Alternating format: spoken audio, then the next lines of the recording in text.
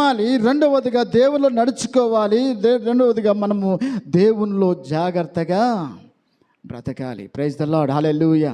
అందుకే పౌలు సంఘముతో చెప్తాను, ఎఫెసు సంఘంతో చెప్తున్నది, మీ మనోనేత్రములు, చెప్పండి, మీ మనోనేత్రములు వెలిగింపబడినందున.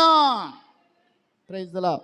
మనోనేత్రాలు వెలిగించాలంటే దేవుని యొక్క సువార్త ప్రకాశం అనేటటువంటిది సంఘమునకు కావాలి. Praise the lord. కానీ చేసింది అలాగా జరుగుతుందా అంటే లేదు.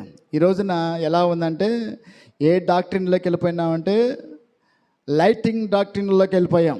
డాక్టరీన్ అంటే సిద్ధాంతంలోకి వెళ్ళిపోయాం. లేకపోతే సౌండ్ డాక్టరీన్లోకి వెళ్ళిపోయాం, సౌండ్ సిద్ధాంతంలోకి వెళ్ళిపోయాం. మీరు ఎప్పుడైనా చూస్తున్నారు, ఇప్పుడు అంత చేంజ్ అయిపోతున్నాయి.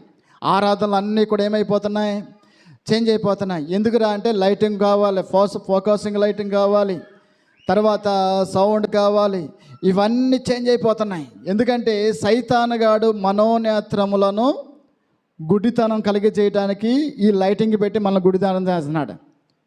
సైతానుగాడు పట్టుకుంటే ఫస్ట్ ఏం మోస్తాడంటే మన కళ్ళు మోస్తాడన్నమాట.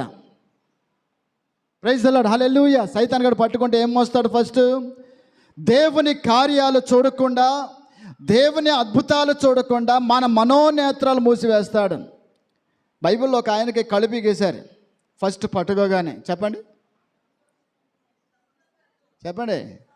Samson. Praise the lord, hallelujah. శాంసన్ని ఫస్ట్ పట్టుకోగానే ఏం పీకేశారు?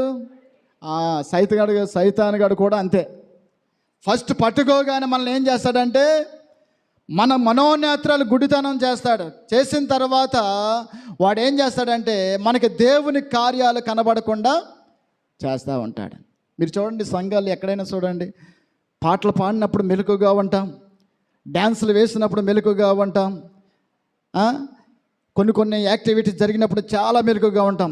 దైవజనులు పాస్టర్ గారు వాక్యమునకు సిద్ధం అవగానే, పాస్టర్ గారు మైక్ పట్టుకోగానే, పోడియం దగ్గరికి వచ్చి అలాగ నించోగానే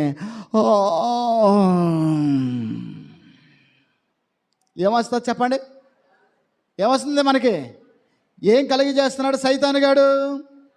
వాక్యం అనే వెలుతురిని కలగనవ్వకుండా, మన ముఖాల మీద రానవ్వకుండా ఆ జ్ఞానాన్ని ఆపేస్తున్నాడు. అందుకని ఈ రోజున సంఘం మత్తుగా ఉంటుంది, వాక్యానికి మాత్రం సమయము లేదు. పాటలు ఎక్కువ సమయం ఉంటుంది, యాక్టివిటీకి ఎక్కువ సమయం ఉంటుంది, డాన్సులు వేయడానికి ఎక్కువ సమయం ఉంటుంది, కానీ వాక్యం వినడానికి మాత్రము తక్కువ సమయము ఉంటుంది. అందుకని ఈ రోజున ఏ జ్ఞానం లేదంటే చెప్పండి, ఏ జ్ఞానం లేదు?